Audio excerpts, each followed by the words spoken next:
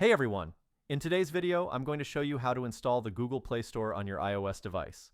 If you've ever wanted to access Android apps or games on your iPhone or iPad, this method makes it possible. No complex tricks or advanced setup required. I'll walk you through each step to get everything up and running smoothly. I've already tested this on my device and it works perfectly. So if you're ready to explore the Google Play Store from your iOS device, stay tuned and let's get started. Before we dive into the installation, there are a couple of quick settings we need to check to make sure everything works smoothly. First, head over to your device's settings, then tap on General. From there, go to Background App Refresh, and make sure it's set to either Wi-Fi or Wi-Fi and mobile data. This will ensure the app can run properly in the background. Next, go back to the main settings screen and tap on Battery. Make sure low power mode is turned off. This is important because it can interfere with how the app functions. Once you've taken care of these two quick adjustments, you're all set to move on to the installation.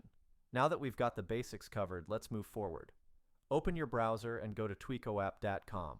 This is a reliable platform that offers various modded and helpful tools. Use the search bar to look up Play Store and select it from the list of results. You'll be taken to a detailed page with info like download stats and user reviews. Just hit the Download Now button and the download process will begin. The download usually only takes a few moments. If this is your first time using the site, there's one more step you'll need to complete.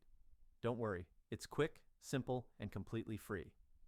You'll be redirected to a verification page where you'll be asked to install a few free apps from the App Store or Play Store. There will be a clear tutorial showing you exactly what to do. Once the verification is complete, the installation will start automatically. In my case, the setup finished without any issues, and as you can see, the app is now fully installed and ready to use. And that's it. Thanks so much for sticking around until the end. If this helped you out and everything's working fine, don't forget to give the video a thumbs up and subscribe to the channel for more useful guides like this. Got questions or ran into a problem?